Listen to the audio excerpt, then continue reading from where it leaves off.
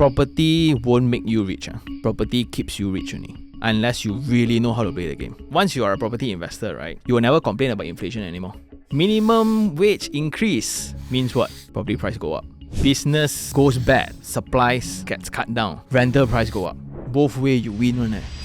Sean Tan, better known as iHerng, is a YouTuber and content creator focused on property reviews and real-world conversations around buying property. With a background in architecture and real estate, he's walked through and reviewed over 400 properties across Klang Valley, breaking down what actually matters for home buyers and investors. That's the minimum 2 factors that I encourage every Malaysian to look at: rental rates and the median transaction price. If you buy today, is it expensive or is it cheap? Can the rental cover your installment? If you get these 2 right, you're pretty much safe with even. In this episode, we dive deep into property investment, starting from the first decision a buyer needs to make. What's the step 1 that person should do? So I have 4 basic steps. One is get your intention right first. Second thing, you go and check your loan eligibility. Then the third, go and visit 20 different properties around that loan eligibility. Then the last one, which is the most important one, is the... Sean, help me understand your passion for property investments and what about it that draws you in so much. I used to live in Taman Sri Muda. I call it Taman Sri Banjir because it always floods. Like it floods twice. And my parents' house is still there. So during the first flood, I was transferred to my aunt's house. Then my aunt is a property investor.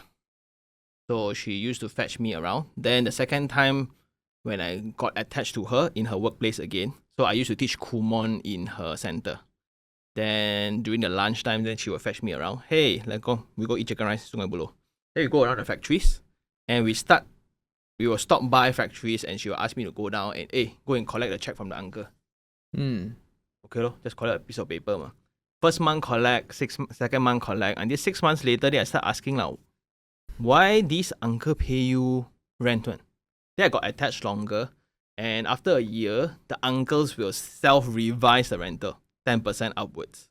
And she will just every month go and collect check. Then I asked her, why these people are still paying you money? But I was like 16, I think, or 18.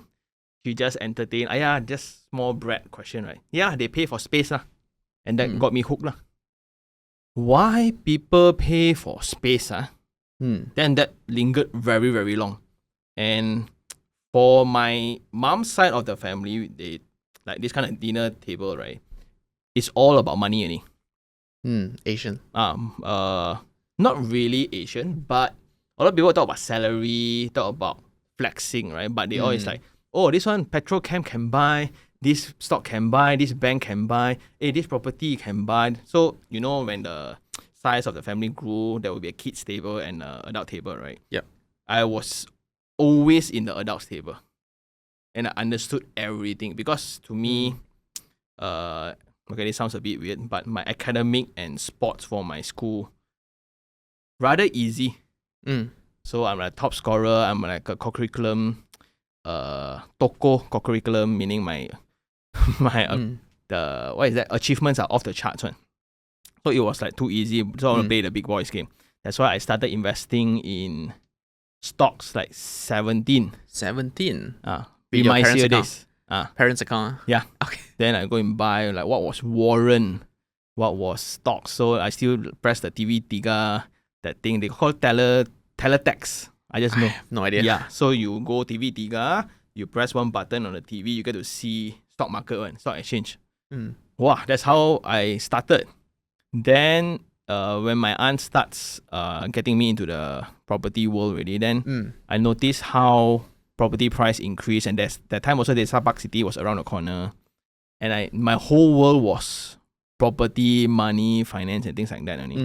And what got me started is because at that time there was only 3 things: gold, stocks, and property. That time Waze also don't have yet. I need to, in order to sell a property last time, I need to go Google Map, print screen, print out the paper and drive accordingly. If not, we'll sure miss out.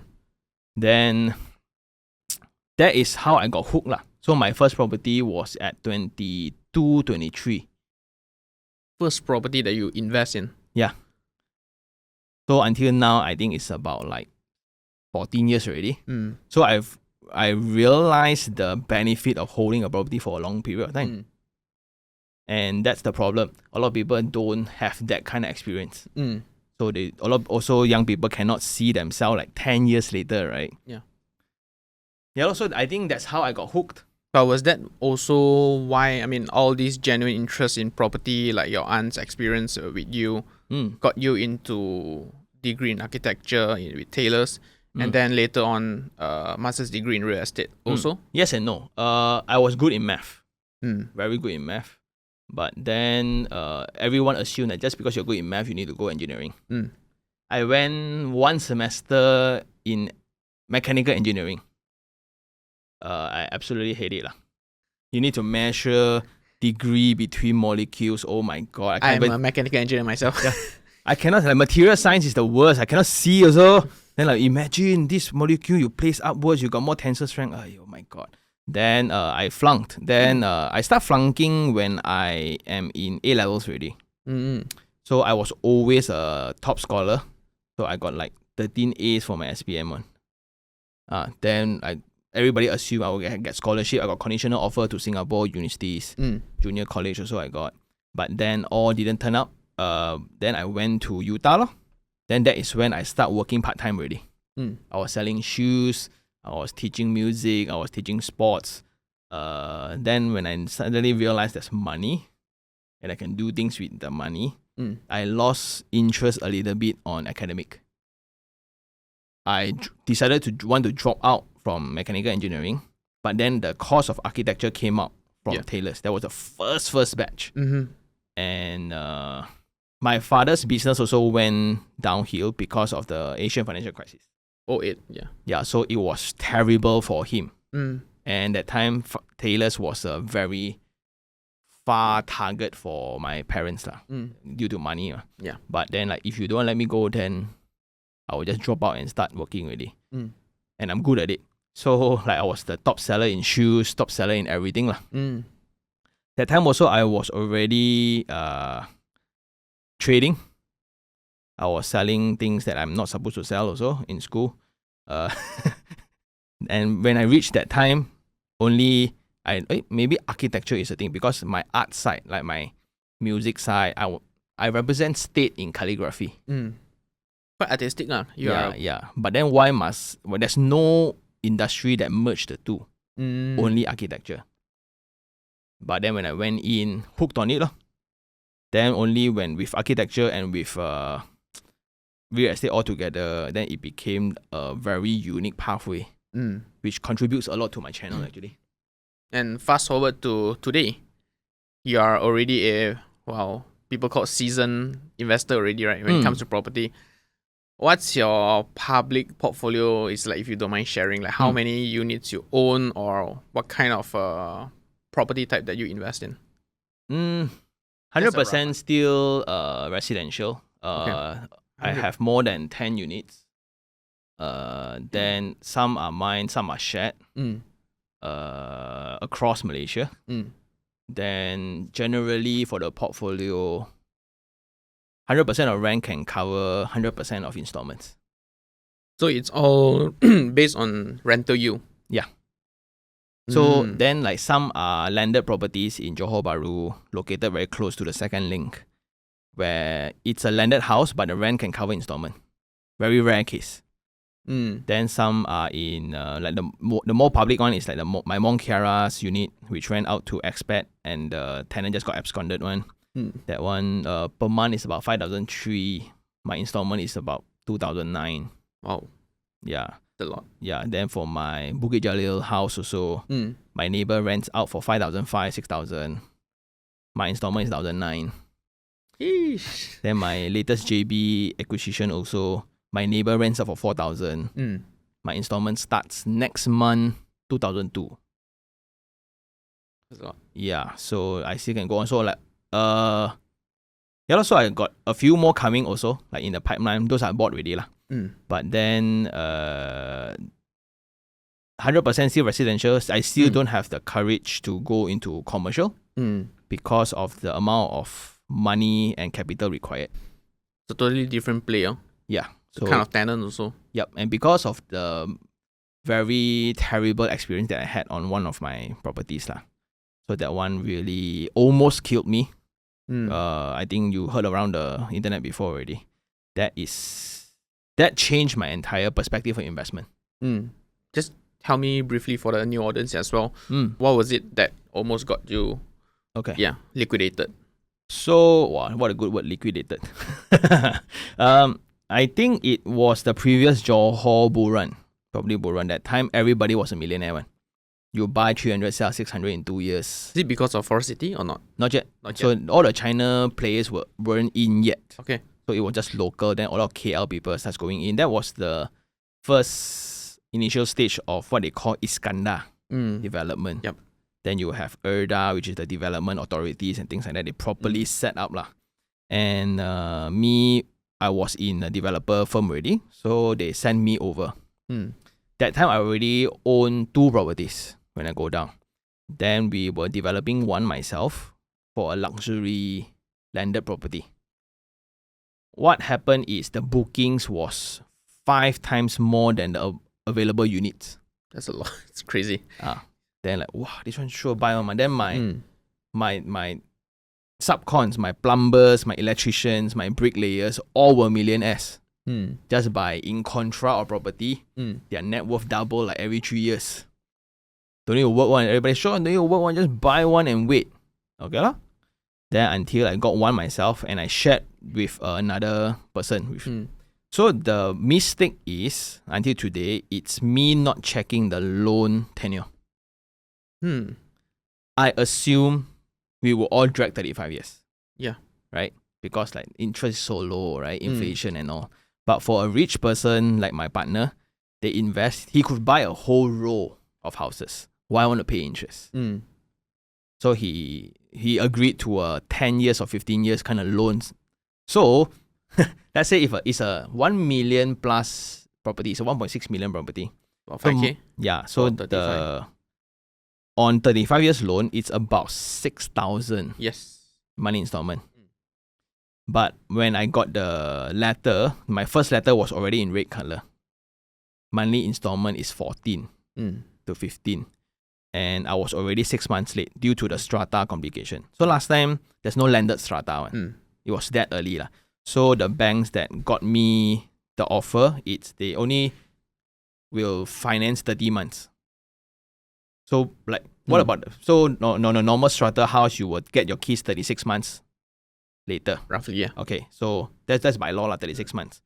So by month 30 and month 36, by month 30, I need to pay full installment already.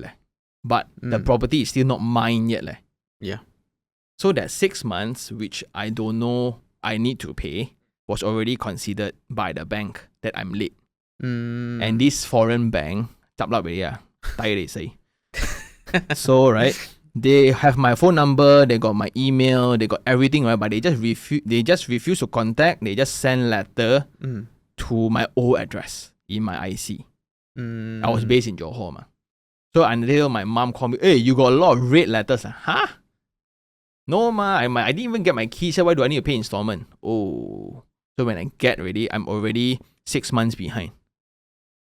Then like, oh, the office try to contact you or whatsoever and things like that lah. So that was a terrible mistake. And my income at that time only like 6,000 only. So one of my properties is already 13 to 14,000. How will survive? You got two plus one. Then at that time I was still buying more. So straight away a slap in the face lah. Then this investor of mine also he's not willing to bail me out. Hey, you just fully pay everything, I pay you back later lah. But how can you sign a joint loan without knowing what's the installment and the tenor? I assumed. Without seeing the black and white? Yeah, because the loan side was scouted by my partner. A lot trust me, bro. Yeah lah, a lot of trust lah. But then, because of that case, I got very, very desperate. So the story is always about like, actually being bankrupt or going into bankruptcy is way easier than to not get bankrupt. So I calculate every month, right? Every month, 28, my gaji masuk. 29, I'm negative 8,000. how to I make ends meet. So a month I got only like 360 ringgit to spend. Because of that, I don't get to travel to see my family every weekend because I cannot afford the toll. I cannot afford petrol. That is only when I start figuring out how to make more money. So Sean, help me as I'm a non-property investor, right? From a stock investor perspective, I would like to understand more. How do you actually profit from property investments? Is it just rental yield? Is it capital appreciation or the price of the the property, or is it purely for capital preservation? Because historically, traditionally, from the point of stock investor perspective, growth is in the stock market. Then preservation, usually you go for commodities like gold and property, right? So help me with that. How do you profit from properties investment? Like you just mentioned, I think the first one is cash flow. The second one is capital appreciation. And the third one, a lot of people don't really highlight, is equity building. So cash flow is pretty straightforward. You get a rent that is higher than your monthly installment. Ta-da, every month you get extra money. Then what people don't realize is about 85% of that rent that is paid by your tenant goes into your account as interest, right? So they knock off your interest. Then the remaining will be your equity. So if you have a rental that can cover your installment, you hold that project for 35 years, you get a free property. True. Right? Okay. So the only cost that you need to fork out is about 1.5 months, which is 1 month for agent fees, half a month, which is for the like one or the electric bill or whatsoever sometimes, and things like that. So my game plan there is in 35 years time, you get a free property. Then the third one is the capital appreciation. If you look into the past 10 years, which is the worst time for property already, averagely high rise goes about 1.25% appreciation. This is the median. Landed is about 2 to 3%. But if you drag longer, if about 40 years, then averagely the median for Malaysia property goes up about 2 to 3%. Quite low actually. Quite low actually. Capital, yeah. So, but that is the median. If you look into specific locations, it can go crazy one. Yeah, so which is the actual mantra for every property person, location. But to me, that's a very lazy mantra. Very lazy. So, now, if I were to go into a location where the renter can cover installment, when the rent is already higher than installment, meaning the property is underpriced.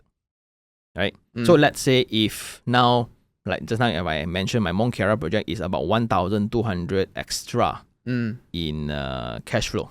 Net yield. Net yield, right? Okay. It means the project is about 250,000 underpriced. Because every 100,000 loan for 4% interest 35 years, the monthly installment is about 450. Meaning if I sell my property at 200,000 more, the next investor who buys my property can still break even in his installments, right?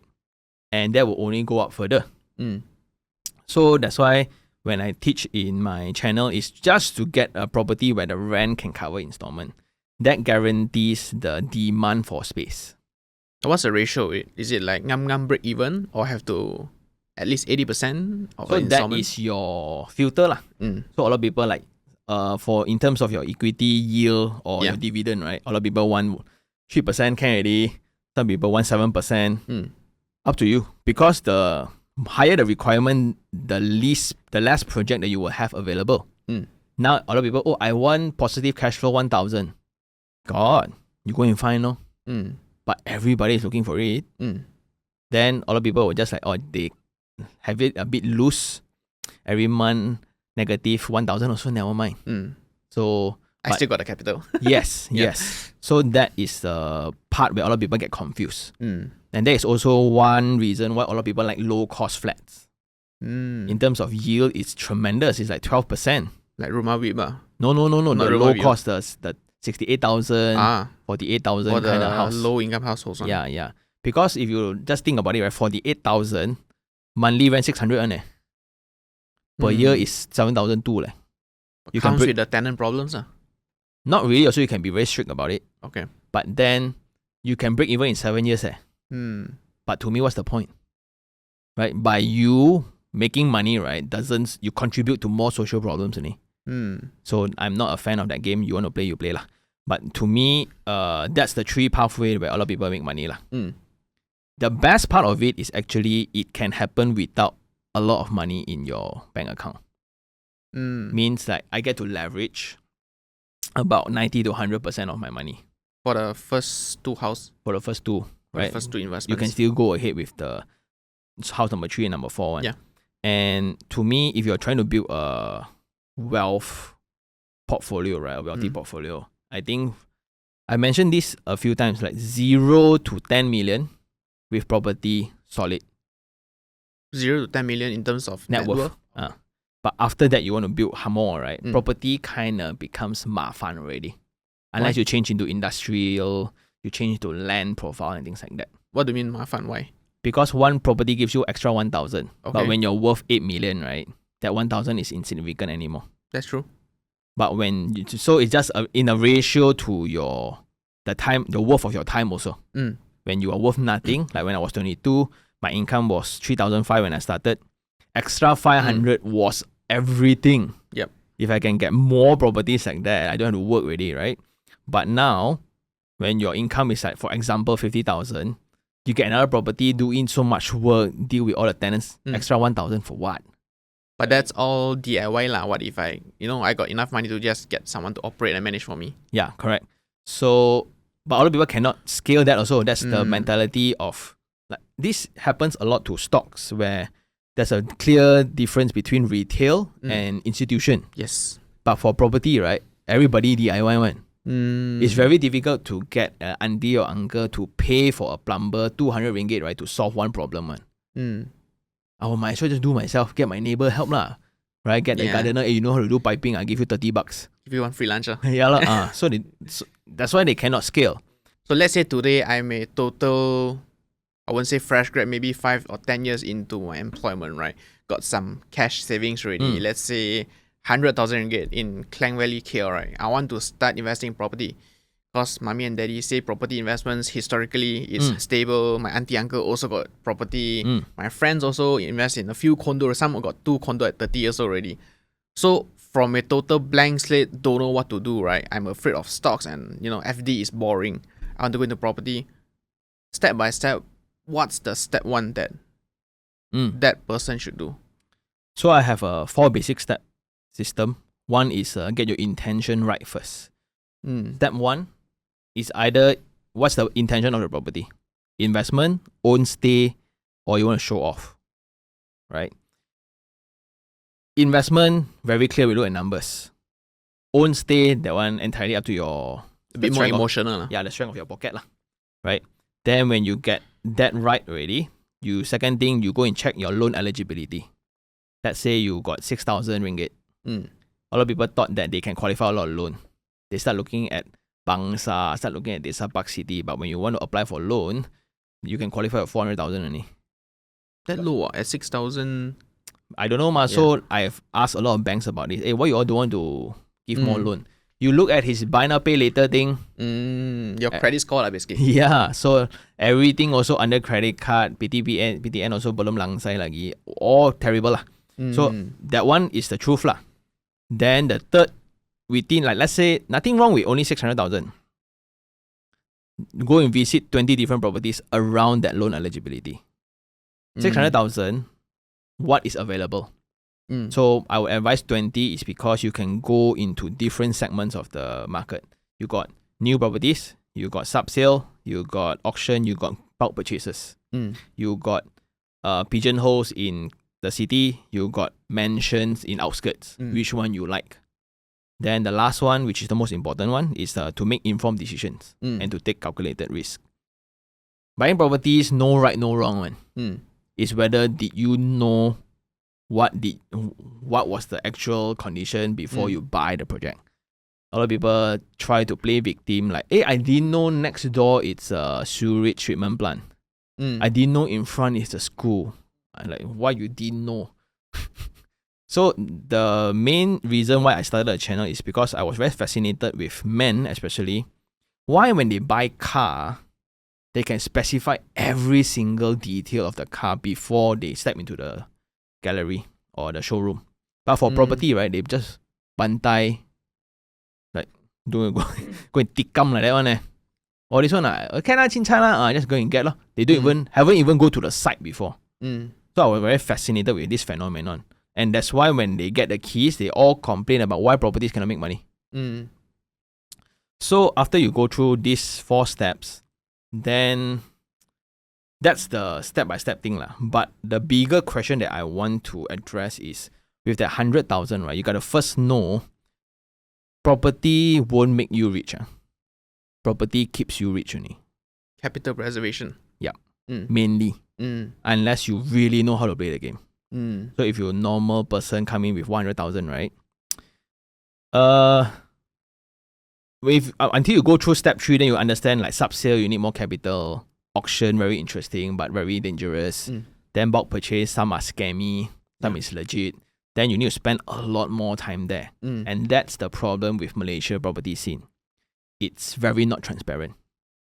Even in the SPA, you look at, hey, Sean also buy 1 million, right? You will never know what's my actual price one.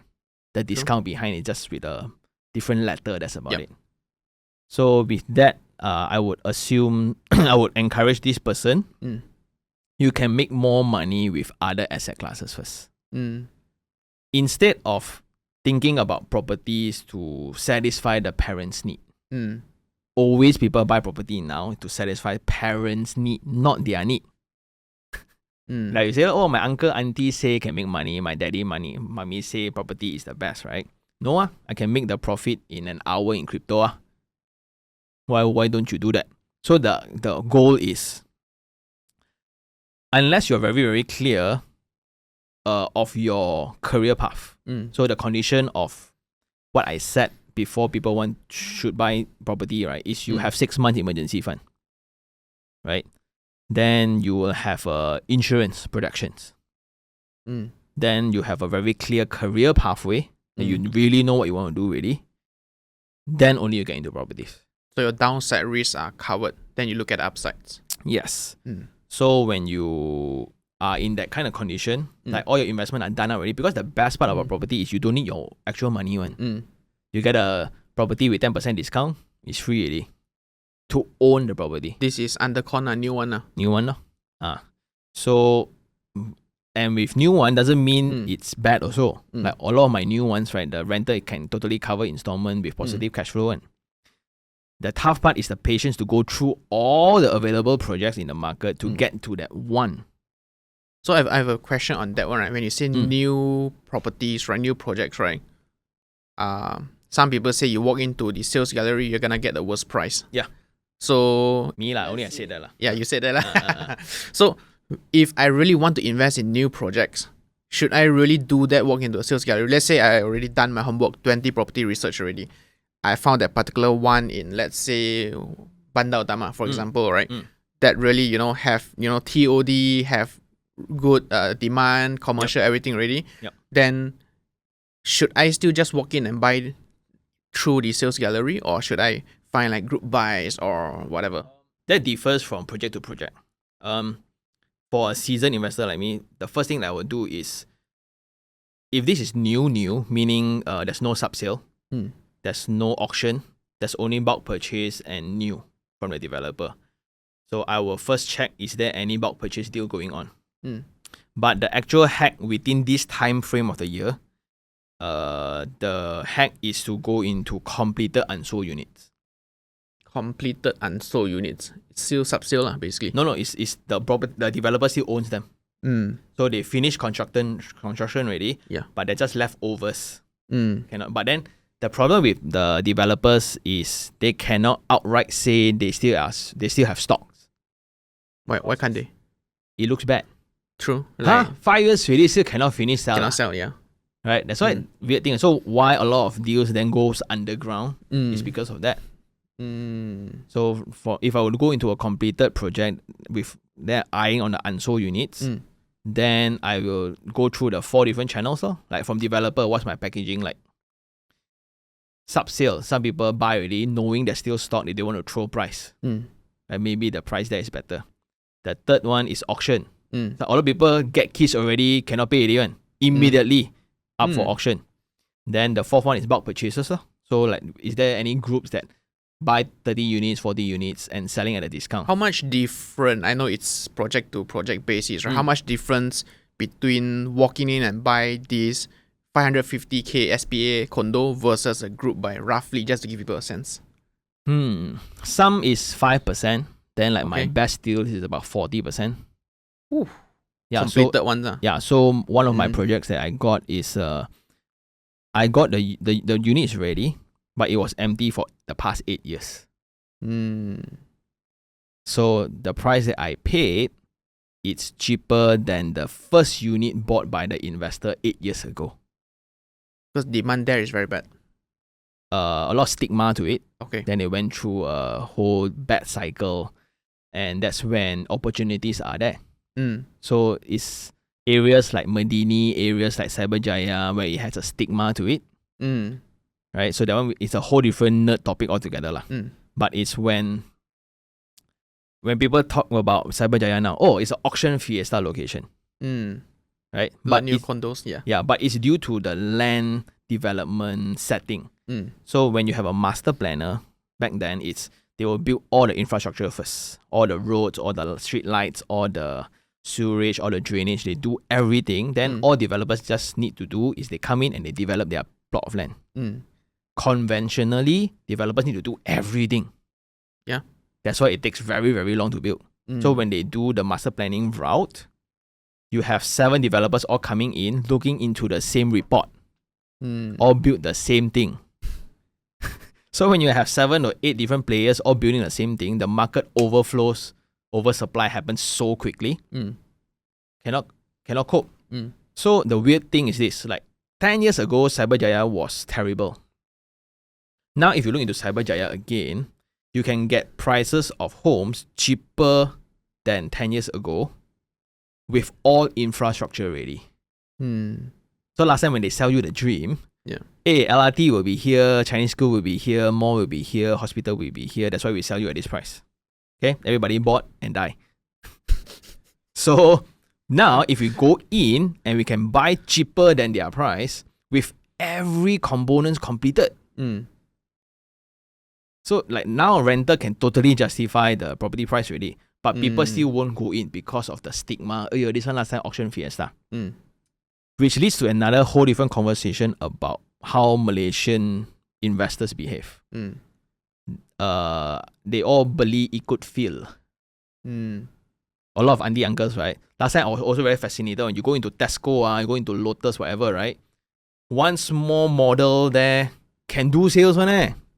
People can buy a 1 million property after buying onions from supermarket one. So I have my friends coming, my auntie Beichu buy house. Why is it? He buy in somewhere Rawang . Huh? I was just shopping, then the house looks okay, cheap, no need down payment, then I sign. Now waiting for loan. You don't even know where is it okay lor. And that has been the profile for buyers for the last generation. The 30 to 40s? No, the 50 to 60s. 50 to 60s. And everybody who made money back then, now they are all geniuses. But if you look into their profile, they are home buyers, not property investors. They were just lucky and at the right time, at the right place. Yes, like when the float or you buy whatever boat also can float one. True. But now it's different. Everybody look at this, right? It means I buy house should make money, right? This kind of narration no longer work. So whatever parents advised just now onto the children, no. It's way more complicated now. Now you just talk about new projects, right? In like forever PJ, KL, easily 60 over units. Yeah. And that's my whole intention of the property review. To date, I think I visited about 700 projects, 800 projects already. Documented 450 of them. And a lot of people like, Sean, you are lazy lah. A lot of projects you still haven't seen . Bro, I think I'm easily the person who visited the most building already. And I haven't even touched on anything . It feels so little . Sean, he talk only, he see a lot. Right? Think about it. Most of us will buy one house in our lifetime. maybe 2 if you're above affluent, right? Mm. Then suddenly you're a genius or you're a investor, you label yourself, right? Mm. It's like my uncle who bought Nestle 50 years ago lah. Yeah. Oh, I'm also like Warren Buffett. No way lah. Right? You get what I mean? So now the entire landscape of investing becomes very, very complicated. But a lot of people still don't want to admit that. Mm. They still look at, last time I buy BU, landed, I make money. So there's a high rise now. You just follow the same formula. Nah. What kind of research? Obviously, everything. Visiting, crunching the numbers, seeing the advertisements, supply and demand, commercial, everything, right? But if you would like to give like maybe top 3 or 5 things that when you do the research are the most important thing, what would it? 2 only. The whatever supply, demand, whatever upcoming catalyst or whatsoever, right? All reflects into rental rates. How much is people willing to pay to be in that space at that time? And it's very, very sticky because let's say if your landlord increase 100 ringgit, right? Wow, you flip table already. Wait, why suddenly 100 ringgit more? And 100 ringgit is like nothing to a lot of people, right? But when it comes to rent, it becomes very sensitive. That's why the rental number is very, very genuine. We always argue with my tenants, right? Over 50 bucks, man. 1250, please lah, boss. 1250 too much lah. 1002 lah, can 50 mean a lot to me, like. Then you got Astro on it, walao. So the next one is median transaction price. Okay. So if you are buying this at 600, like just now 600, 550 per square feet, right? What's next door selling? And what's the past transacted price for the past 2 years? The easiest mistake to do is they compare with the brand new launch. I buy at 600, like, okay, now they're 600. Wow, new project next door selling 800. Yeah. Suddenly this project becomes very cheap. That's the KLCC phenomenon right now. Everybody's selling 1,006, then sold out 1,008, sold out 2,000. So now the highest is 2,008 asking. Wow. Whatever that is in the market suddenly all become cheap. But if you look into the transactions of the 2008 one, it's almost zero. And what's scary is you look into the past transaction price for the past 2 years in KLCC, there's about like 28 transactions above 1,006 only per square feet. Whatever you buy above 1,006, right, you're playing with fire already. What we are buying right now is closest to median price, if not lower. So like what, 1,004 like that? Yeah. So if you can get anything like 1,005, then we will close eye. So that is betting against the safe side. We protect the downside, so we have all to enjoy. For stocks, it's very easy. That's why when I was sticking, every time when I speak to stock traders, right, you guys would have excelled in property. Why? Because if you only look at numbers, but when a lot of people come to property, the emotional side takes over. That's a physical element. Yeah, imagine your kids swimming in the pool, then you will have a grocer every weekend, then okay lah, you will justify yourself. But for stocks, right, you don't really need to have stocks, but for property, the actual need of a home is for shelter. That's why the emotional parts, right, get very real. So when you get into this kind of conversation, distinctively you can see which one is an investor, which one is a home buyer. I want to dive a little bit deeper because just you mentioned 2 main things that you look at, right? Rental rates and also the transaction value. I guess the latter is more for sale house, right? The first part is more, I think, will touch closer to rental property investor, right? So when you say just look at rental rates, right, does it mean, hey, let's say if my mortgage is 2.5, then average on Property Guru iProperty is 3.5. Does that mean it's good? Yeah. To go for it? Yeah. That's simple? Yep. But usually, let's say if it's like a advertised 3.5k per se, right?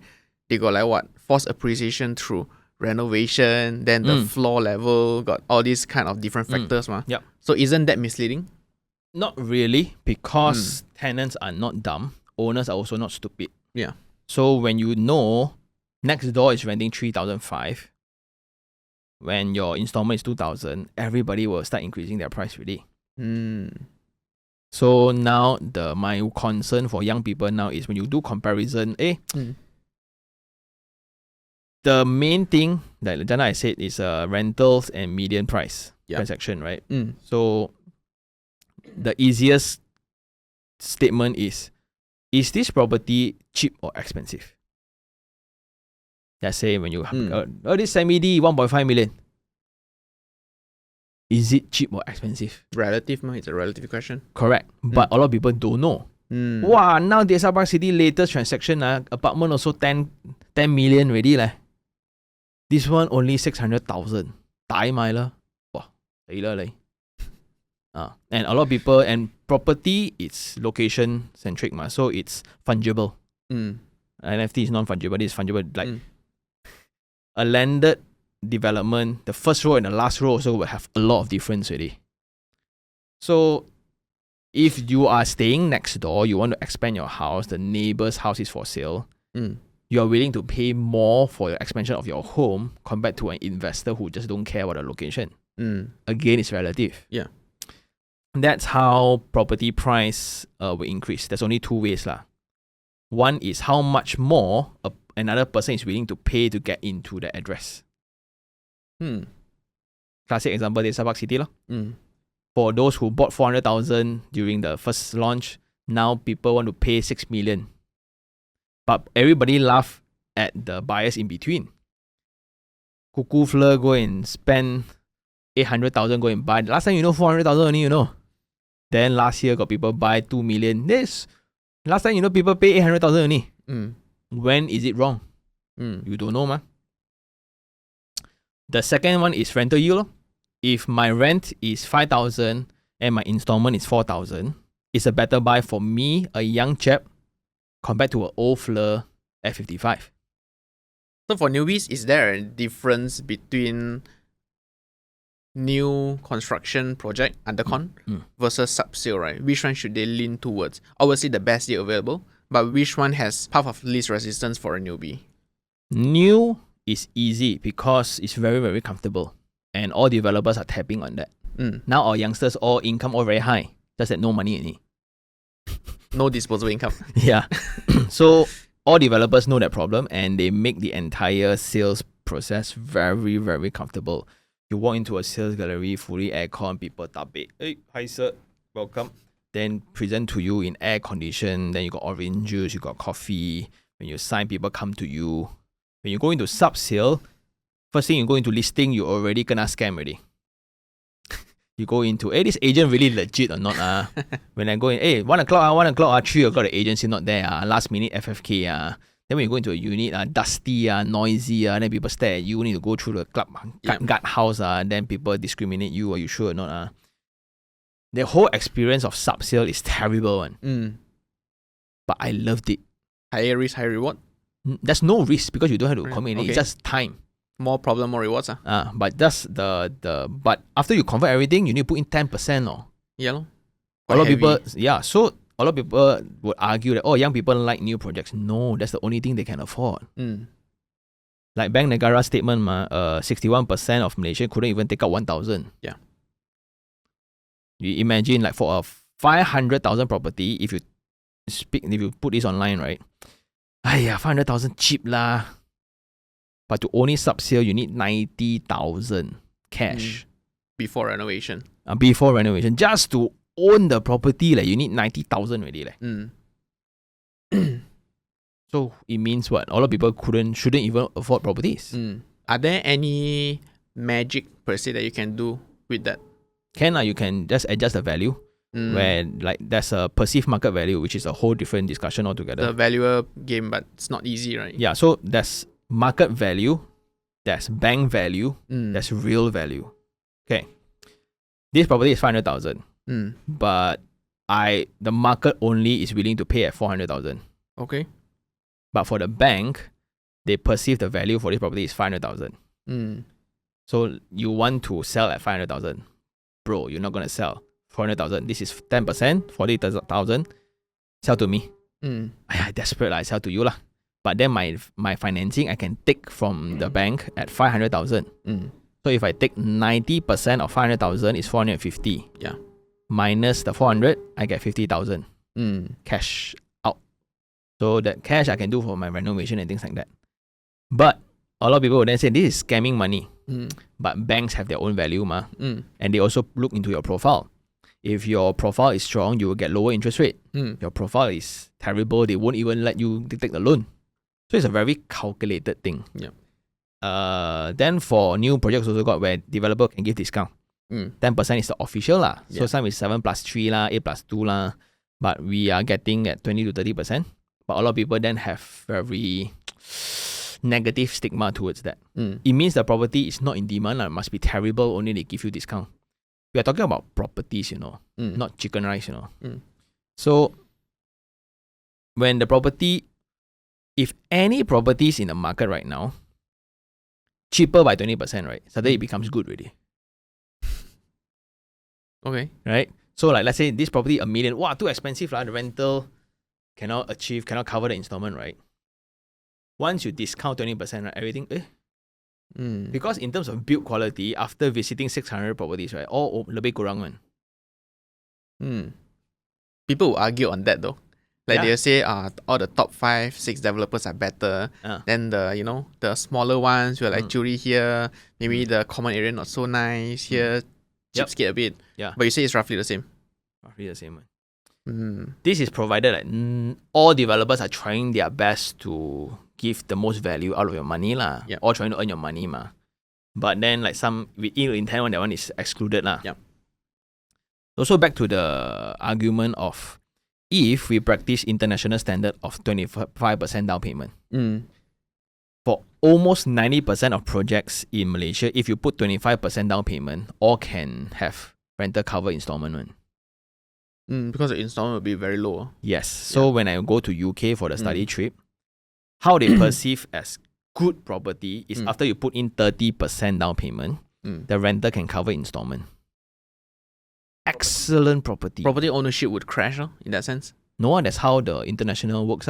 But for Malaysians to adjust from 10, sometimes 0% so to now 25%. I got a lot of heat from this. Like Malaysian property buyers are spoiled.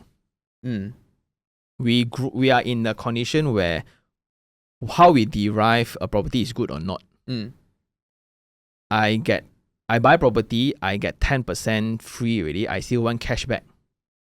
I still want free MOT, free SPA, free renovation, free cabinet, free umbrella, free touch and go, right? Free maintenance, free Wi-Fi. 1 year right? Unify, And I still want the rent to cover my installment. Only is considered a not bad kind of a deal. Meaning I don't want to do anything. I still just want money every month come to me. Renovation, I still need to pay money, a lousy developer. If you think about it, every project you put in 20% down payment, all positive cash flow already. Because upfront risk is higher. Correct. So when I say this kind of thing, everybody like, Sean, you don't spoil the market, please. So you don't want the deal, I take lah. That is also why, like if you look into Subsale, there's actually more value. But the real value of Subsale is time. How we roll for property is when imagine I buy this property, it takes about 5 months to 6 months before I get ownership.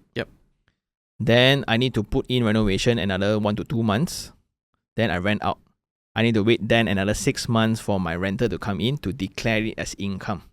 And I'll include that income into my calculation of my CRIS to qualify for my DSR for my next property. But if I buy a new property, I need to wait for 4 years. To avoid RPGT. No. Only it's completed. Oh, okay. So when I buy new today, I walk into a sales gallery. Technically, every 3 to 4 years only I can get the keys. 3 to 4 years, wait for what?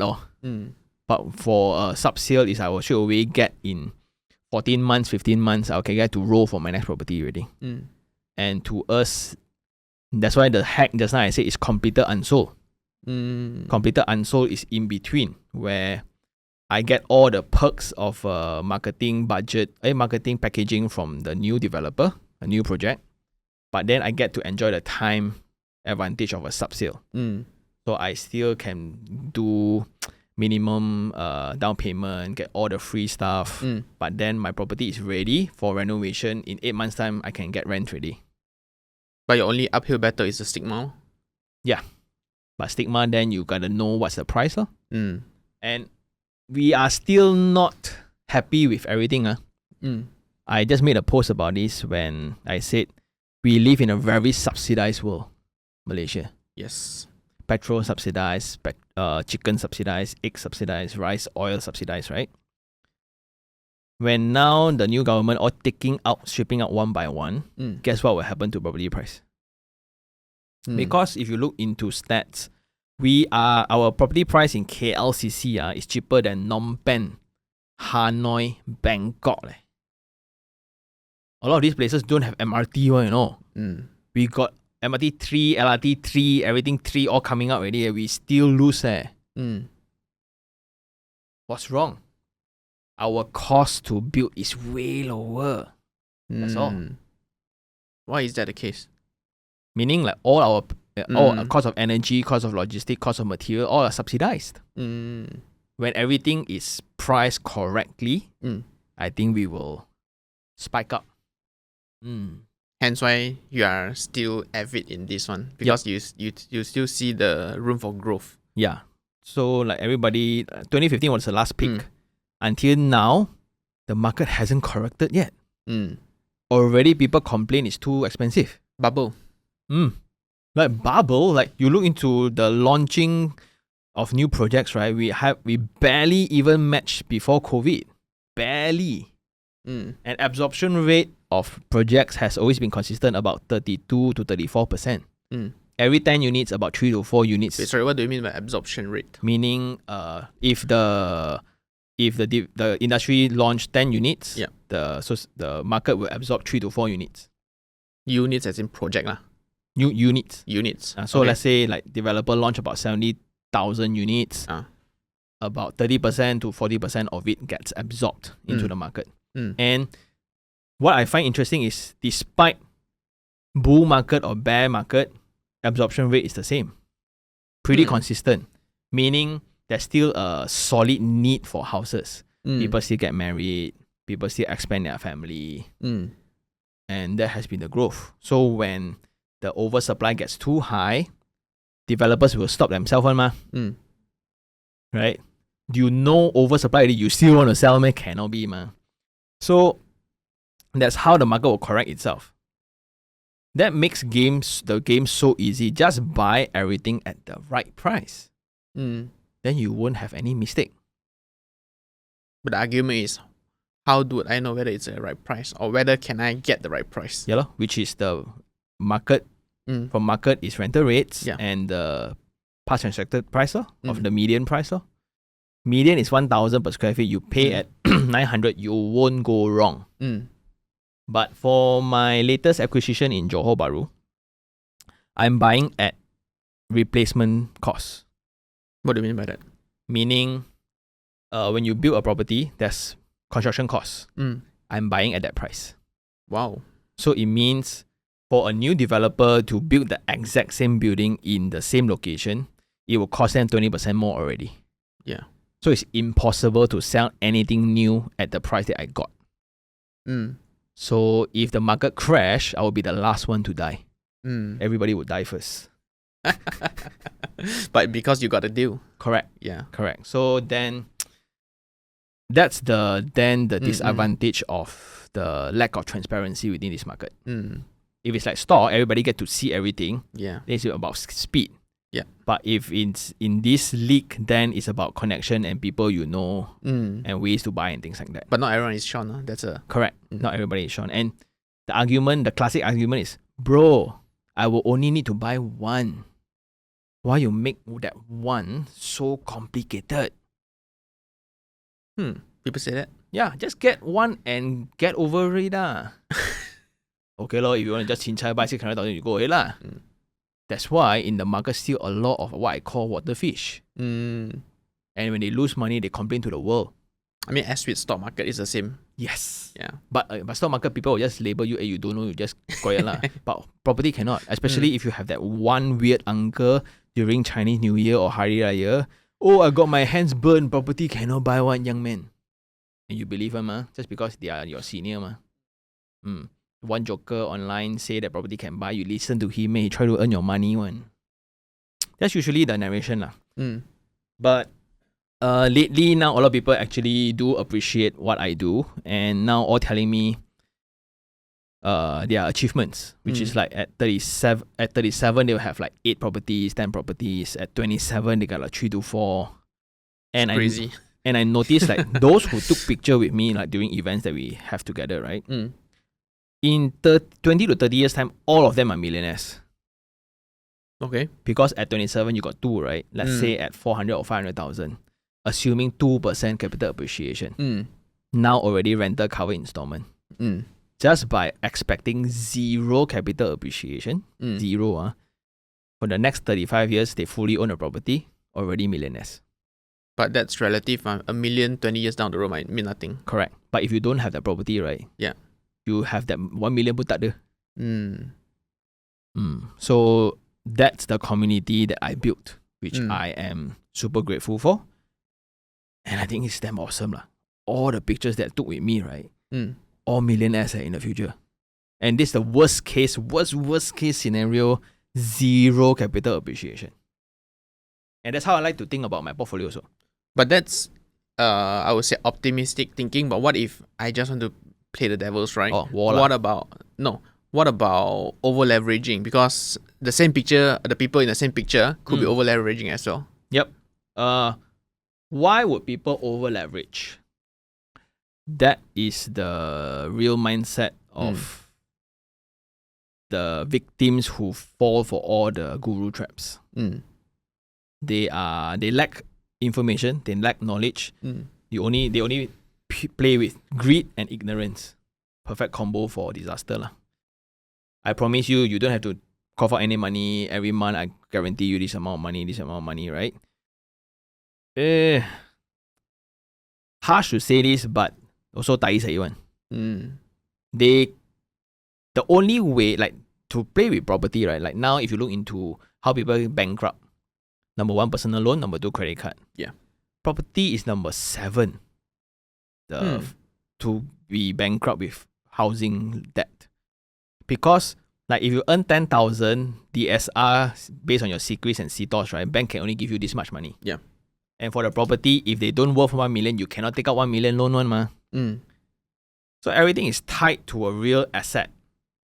And that's the best part about property. So it's very, very difficult to actually go wrong with it.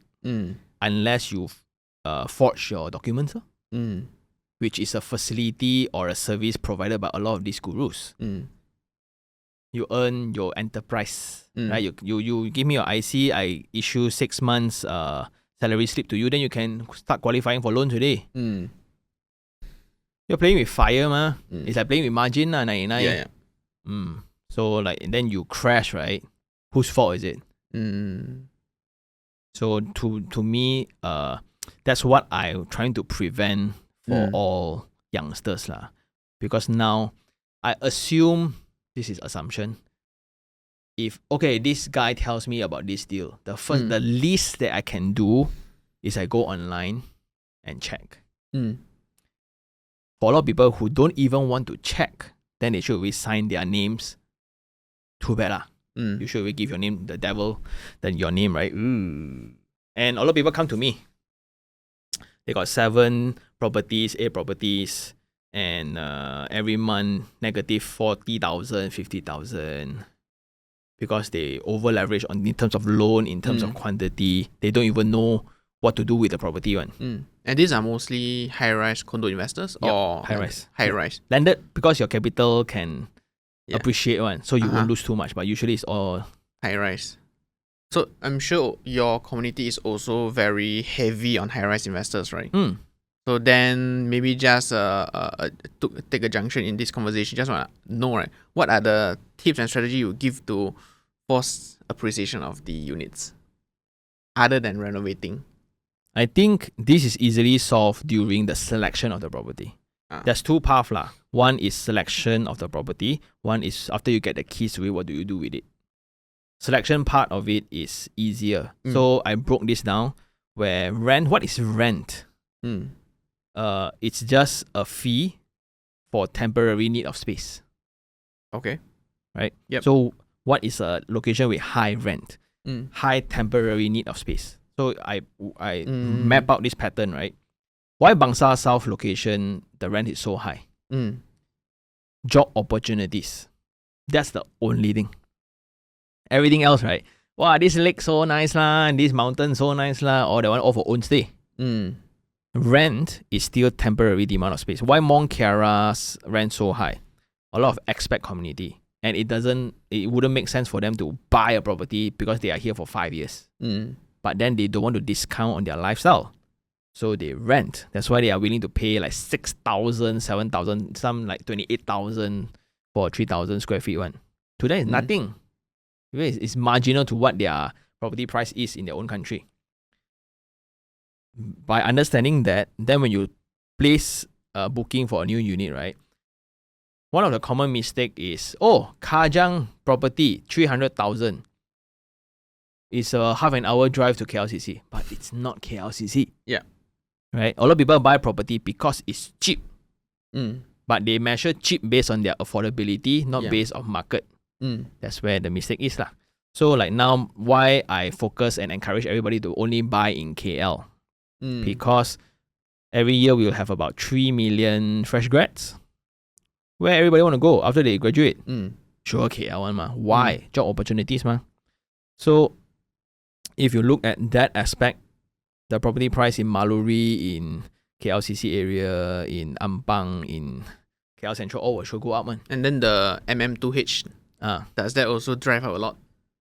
Yes and no. I think we haven't really seen a consistent government treatment so far yet because it was only like 5 years ago we had 4 government change. Now slightly only we get into consistency. But we just announced the stamp duty to be 8% from the previous 4 for foreign buyers, which is good lah. Which is good to somewhat protect the interest. But that is already the range where only minorities can play. And that is a field that I like playing also. Like when we invest in properties, we divide locations into tiers. Tier 1, Tier 2, Tier 3, Tier 4. Classic example. Mont Kiara is Tier 1 in our books. TTDI is Tier 2. Then everybody will start arguing. Hey bro, you know TTDI property expensive also? Yes, but it's a very local driven market. If you know your rent is 4,000 and the monthly installment for the owner is 3,500, you would buy it already ma. Yeah. Why would you own it? Why would you rent it, right? Yeah. That explains the whole market of Penang. Everybody know how to calculate. But in an expat market, because rent is derived from temporary need of space, it wouldn't make sense for them to buy. Just like students. You are based there 3 years, you buy the condo meh? Won't ma. I just rent ma. That is why the dynamics for locations and for projects in certain location go up so good. So when we buy, Mont Kiara easily rent 5,000, 6,000. It's a very normal thing. Then like for TTDI, you will not see a rental that is very, very high one. But in that argument, it seems like it's like a semi-guaranteed to win already. If I can find a similar median price property within Mont Kiara, it's almost like a guaranteed win. Yep. But just that the ticket price is very high lah. Ticket price meaning? Meaning like, okay, 1 million. Your income got to be like 12 to 15,000 to qualify for it lor. And you are fighting with people of similar stature basically. Yeah. So that's why you see who friends the agent more, see how you get closer to the deals lah. So that part is actually very important. That's why if you are an introvert, you will suffer. I need to come with the floor. I need to go and talk to the management. Like if I go to the property, right, I will know the guard, I will know the maintenance girl. You need to do all this. Ultimately, like when people try to chase you for your electricity bill, right? Hey, please lah, give chance lah. But 2 or 3 years ago, you always treat them well, buy them makan, or just like be very kind, right? Ayah, tak apa, you settle today, I will not put you into CTOS. But this guy always come in and make complaints and he always can say management suck, developers suck, you all suck. Then when I see you not paying maintenance fee, I block you first. It's still there's still a human factor to it. Yeah. When does the management click the block button? Yeah, then when the agent also, they want to sell, right? They want to sell to people they like, ma. True. Then when you come in, lancy, like, you, this paint, who would paint this color sort? Then the owner is there. Even you make an offer, he don't want. Yeah, true. You'll be the last to be considered. Yep. So all things considered, after, positive rental yield, well, everything's going well, maybe I go for a second or third one, down the roads. Then what would my exit strategy be like? When to sell, basically, or not at all? Two approach to this lah. My initial approach is never. Okay. I will hold until the end of 30 years. And that's a very exciting pathway to me. I assume, like how I calculate my net worth is assuming zero capital appreciation. Okay, fair. So like if I have one property at 400,000, I got like 10, I mean I'm 4 million. You count the equity part only. Yeah. Okay. Then it's so easy to talk to smart people. So when you go, the other route is when you sell when there's no more story. Means, wow. So for example, like Bukit Jalil, when I bought, there was no Columbia, there was no Tzu Chi High School, mall was barely there. But got MRT ma? Got MRT, not really functional yet. Okay. And cool fact, right? Side note, for properties above $1 million, MRT or not, it doesn't matter. Fair. Sometimes after the MRT, the price will drop. So, a whole different story I cannot tell you here. But then it makes sense. Then after the story ends, then you can sell lah. Then there are also signs, especially in this development stage of Malaysia. Easily one project can go up to 5,000 units, 6,000 units. And when you know already next door is building something drastic like that, maybe you want to consider letting go yours. So back to the very boring methodology. If you buy today, is it expensive or is it cheap? Can the renter cover your installment? If you get these two right, you're pretty much safe with even. But just that everybody likes to complicate that thing to sound very smart. That's why I don't really understand why you need to attend course. To be fair, it's different factors that affect, brings in different elements into the whole equation, right? Yeah. But it's just like, how I buy stocks is I look at 52-week chart. I look at PE. Okay. PE lets me know is it too expensive or too cheap. High and low. So that's how but if I would just follow that two guideline, right, I wouldn't be too far off. Will I make correct above market returns? But most probably not. Right? But will I lose a lot of money?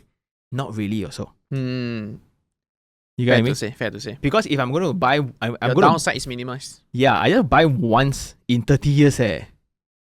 No need to complicate, man. No need to read all the story, the book value, the upcoming contract announcement, whatever. Please. So that's the minimum two factors that I encourage every Malaysian to look at. But everybody just want more.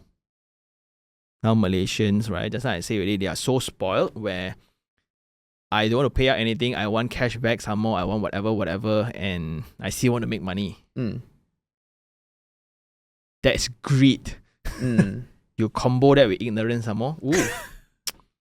That's why perfect slaughterhouse. Okay. Let's switch gears to talk about from a tenant or buyer perspective.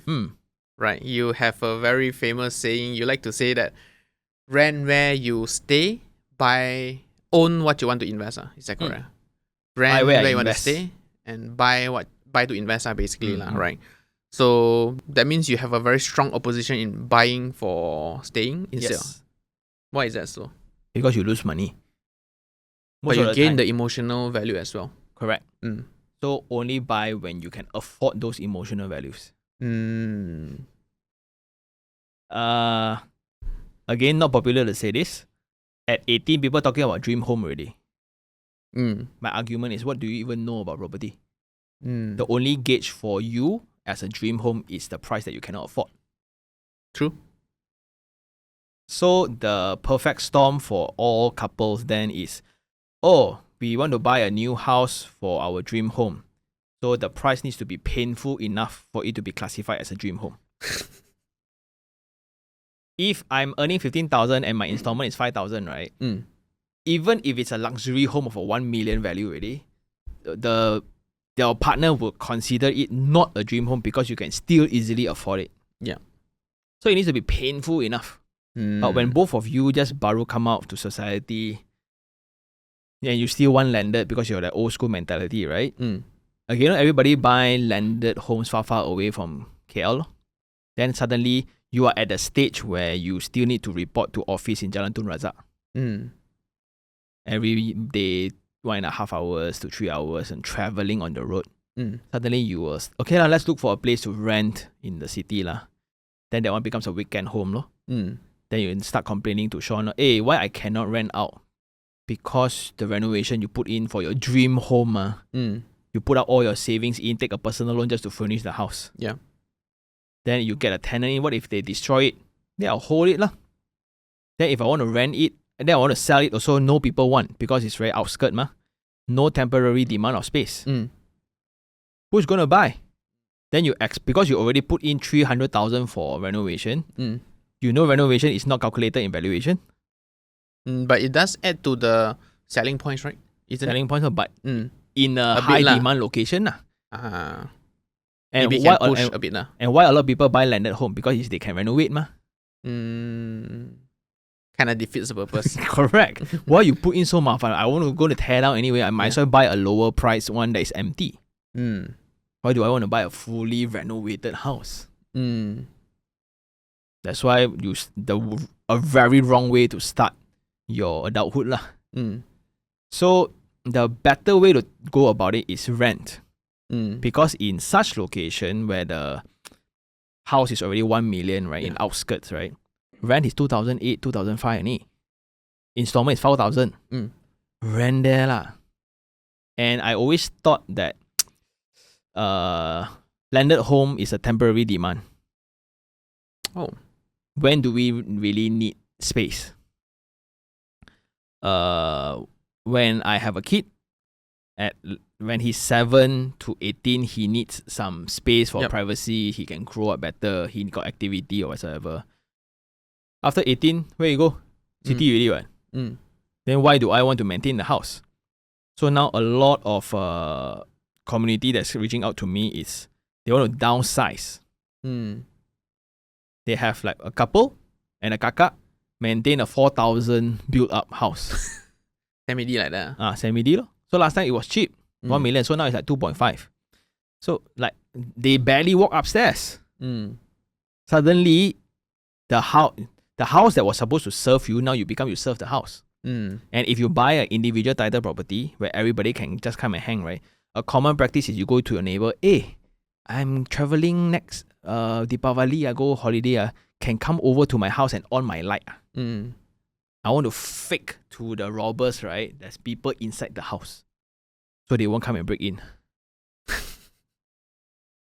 My suggestion is to move into a high rise where even if you don't lock the door, it will be fine. Because there's 4 different security measures just to get to your unit. Unless it's an inside job but that one different story. So because of that, a lot of people at that age who is already actively traveling, you have less space to maintain, and now the property serves your need, not you serve the property. So that becomes a whole different conversation altogether. But that is where I like youngsters to start.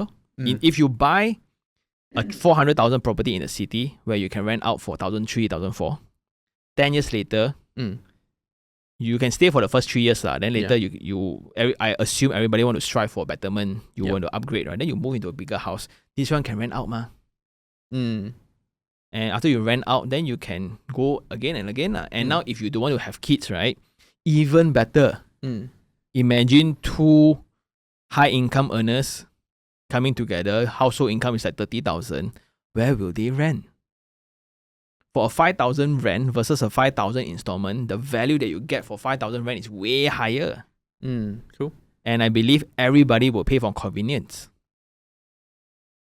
The sense of space kind of thing, right? Unless you're a car guy, you want to park 6 Porsche or whatsoever in your car porch, right?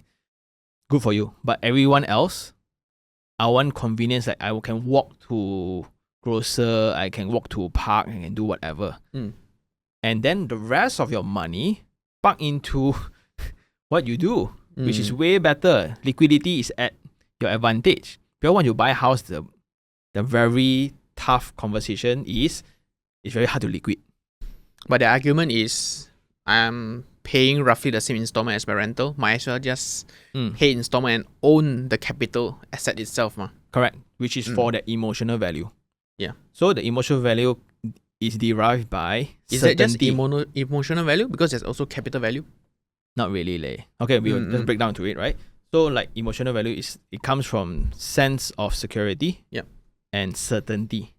Because now a lot of old folks come to me is, Sean, I want to practice what you preach, but nobody wants to rent the house to me. They are like 70, 65. Multi-millionaires. They worry that they die in their house, which is a very legit concern. So back to the original intention of the channel, everybody just buy 2 lah. At least you have a place of your own and you get 1 for cash flow. But actually I encourage everybody to buy 3. 1 just in case. What do you mean just in case? Meaning, okay, every Malaysians in my belief system should buy at least 3. 28 you buy 1, 38 you buy 1, 48 you buy 1. Every 10 years you buy 1. It's very achievable one. Because you don't need any money to buy anyway. So, so 1 for own stay, 1 for rental or for investment. The third one is just in case. If you want to have a family, the kid might be a genius, might be the other way for emergencies. And even when you don't really need the money, at 58, right? Like my mentor now, she sold 2 of her properties and her objective now is to finish the money on traveling. Okay, it's a good problem. Which is a goal of mine. Like I hate traveling one. Okay. But suddenly I look at her, right?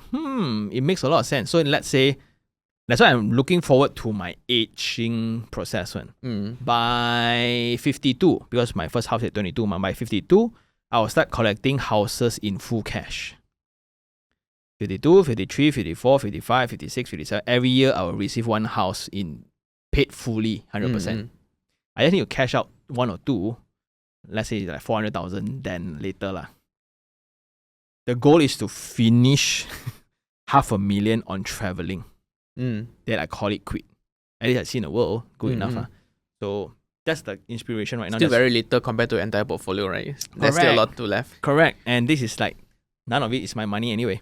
So that's why I look forward to that. But back to the conversation of the youngster, that's why a lot of people cannot see when they are 52 or we cannot see when they are 58, when they are 28. That's why it's very hard to believe that 10 years time the property will increase price, may?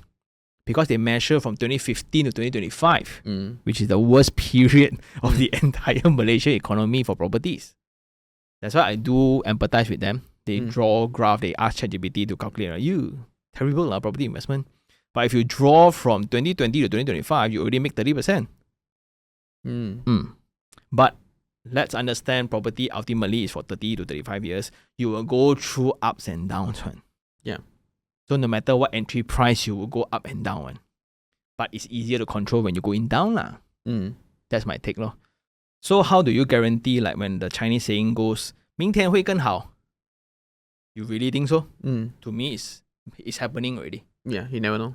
Oh, my 明天肯定会比今天更好. Oh, okay. Because my rental keeps going up. So the joke is also this. Once you are a property investor, right, you will never complain about inflation anymore. Why leh? Minimum wage increase means what? Property price go up. Right? Fair. Material costs. Wow, Trump announced tariff. Export metal increase price, whatever increase, very good. Property price will go up. Right? If business goes bad, then the supplies gets cut down. Rental price go up. Both way you win one. So it's that best position to be in. That's why now whatever news I see as good news. Doesn't affect you as much anymore. Barely. So I'm now more affected in the prices of watches and crypto only. Speaking about that, we'd like to know, like, other than property, right? What else? Where do you save and what else do you invest in? My kid is about 4 years old now. every year I will buy one thing for him. So like buy watches for him. Like that I'll give him when he's 28 lah. What kind of watches are we talking about? So like Rolex is I have a box of it. Then 1 year, one Rolex? No. So I buy one for him, but I'm This for 4 years old. So Batman for 4 years old. Then I bought a Maybank stock for him. I bought an NFT, a Pudgy Penguin for him. And so indirectly I formed a project. Means like out of so many category of investment, right? Surprisingly, the NFT performs the best. When everybody say NFT suck. Everybody say Maybank is good, Maybank good. No, it's the worst out of all. Stable lah. That's define stable. Yeah. So when we look into it, so that is one. So that's like a side project for fun. For me, because I spend nothing, so I invest almost everything. So it's like 80-90% plus in property. I think Your more net than that worth lah. lah, Okay, including cash and 100% savings. of my fixed income goes to my wife. Fixed income, meaning from My salary. Make all guys, okay? 100% goes to my wife. Okay. So for the rest, I'll figure out myself every single month. From your rental and stuff lah. For my rental, that one I break even. So my rental, I'll just keep it at the side. Your rental goes into a personal account or a company account? Must go into a personal because the property is personally owned. Okay. So all goes into a personal account, but I just keep it for rainy days for my properties. Yeah. So everything else is like for brand deals. Hey, this month I'm short. So I got a watch I want to buy. Then I need to start figuring out. And now it's the best part about having excess money is very long I didn't check the bill already. Whenever we go out. Which is a bad habit. My wife tell me, why you never check the bill one? You pay next table bill, Then today like that I go eat. Why 100, 200 bucks one? Yeah, I pay only lah. But I paid for the next table. Too small to care. So like whatever lah. Yeah. So being in that state, then it's awesome. But to me, everybody else would say like, oh, you can invest in experience, which is a hack also. Why a lot of people like traveling? It's because it's out of your lifestyle norm and things like that, right? But I'm doing it on a weekly basis. So when I go to projects or a new location or things like that, right? I'm venturing into new territory in that exploration mode every week. So you tell me, hey, let's go to China, let's go to Hong Kong, let's go to Japan, right? To me, I feel like I'm working. Wow, this one, how this building, how this infrastructure, how the drainage connect or whatever. I'm doing it on a weekly basis. That's why I don't have the need to go traveling or escape. Because I'm loving life so much, there's no need to escape at all. Your hobby and your work is together. It's together, correct. That's why I can pump up so much content because it doesn't feel like work also. So where am I investing is everything else actually. But just that I don't want to get into all the ads for all these service providers. Because once I say that I invest in crypto, the amount of people asking me to do advertisement, endorsement whatsoever. Like I play a lot in stocks, but just that it's funny when people try to teach me about stocks. I was already in teletext generation. I realized that a lot of people are doing that. So property is still my first love, and I really love it so much, right? And nobody is filling up that gap. That's why I do that a lot. The property is like what, 70% of your portfolio?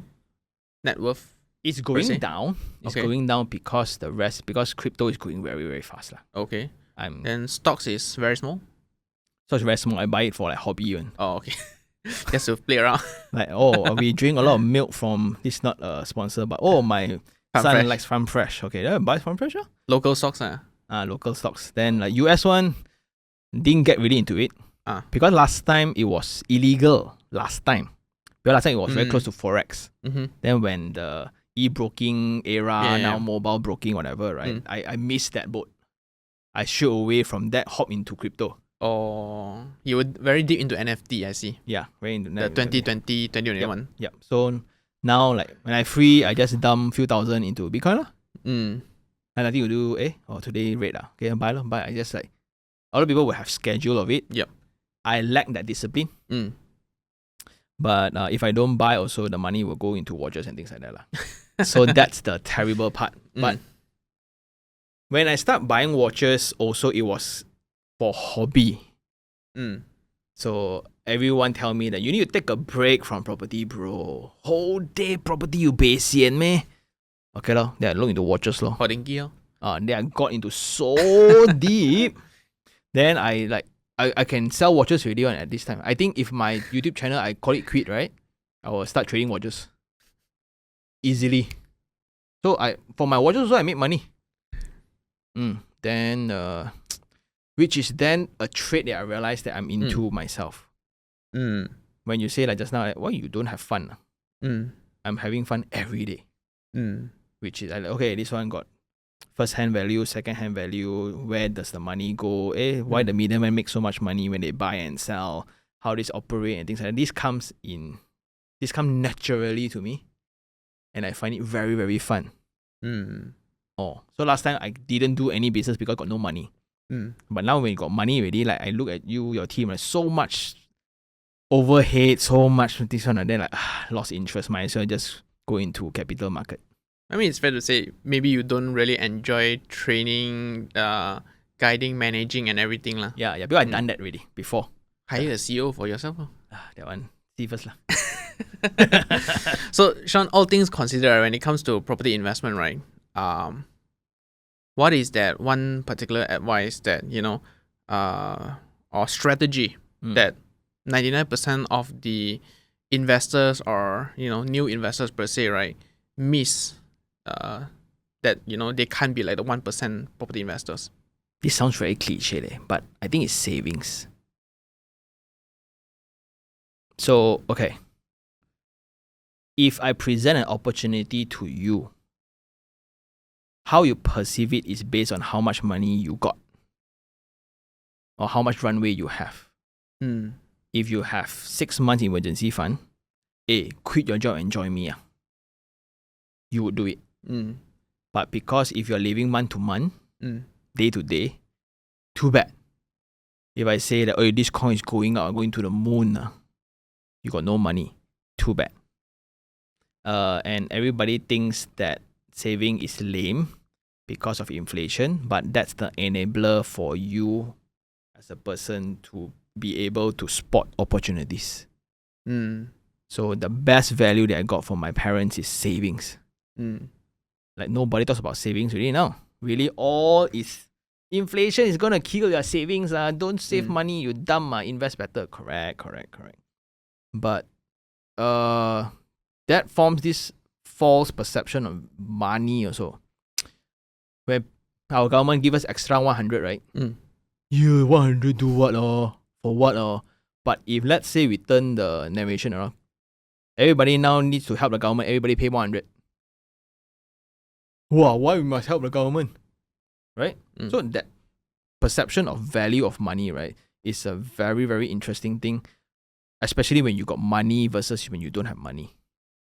When I was broke as hell, I look at Zap Fan, right? I will cry when my housemate bought me Zap Fan, and I was tearing up eating that dinner. But now you talk to me, yamakase, what? Yamakase, blah. Omakase, right? Whatever lah. So again, back to the state of having resources or not. So I think that's the main difference for me versus my peers. If they don't have to even worry about resources all the time, their ability to spot opportunities becomes very, very different. Yeah. Like for very, very hungry people, why are we hungry? We got not enough resources. That's why when we see that next thing that will change our life, we will hop on and hold hard. Yeah. I think that's the main difference. So that's also my concern for my kid. His resources is going to be very abundant, right? But then how do I then cultivate that sense of hunger? It may not be in lack of resources, but maybe the need to prove, the need to fulfill his... How to train the resourcefulness without resource. Correct. We were forced into it. Yeah. Right? Like I know your background too, but how do we put that onto the next generation? So that's the toughest nut that I'm trying to crack right now. imagine my kid starts 18 when his father has 25 properties. Mm. And a YouTube channel that can sell for a few million. Mm. Well, for what? Yeah, that's Right? true. So you suddenly like, I want to change the world. Mm. I want to help nature. I want to do. So it needs to find that objective in life. Mm. That one will be a bigger thing. But again, when we don't have anything, savings. Mm. So that is what I realized for everybody who made it. Like now your obsession in trying to find the main reasons for success, right? I've done it personally on the individual level. No success happened by accident, man. True. Sure got reason, man. And the main realization is preparation. So my form of preparation then is that savings that you have. Mm. Oh, I only have 1,000. I gotta make it count. Right? Oh, I don't have debt. I got make it count. So yeah, but now everybody just got caught in that whirlwind of consumerism. Buy now, pay later. The classic example is $18 I paid for my chap fan. Mm. I post it on my Instagram. Everybody call it crazy. Siao chap fan, 18 ringgit, right? But for a drink, it's absolutely fine. No? Every coffee now with a bit more designer. A little It's bit more 15 already. 15 to 18, right? Mm. It's absolutely fine. It's normal. Mm. Which is very, very weird. So that's my take on the question. Because just imagine if everybody got 6 months, right? Mm. You work no longer for survival. Everybody will start pursuing excellence and meaning. So Sean, one last question to wrap up this session. If you could go back in time, right, what is the one thing that you would change? I will eat less. So I don't I don't have to deal with this body weight. No leh. Nothing leh. Because now looking back, all the things that I used to hate that happened to me, all were junctions of life that formed me. I used to be like, just now I mentioned, I was a high flyer. I was a triple A student, curriculum wise, right? But I became so snobbish.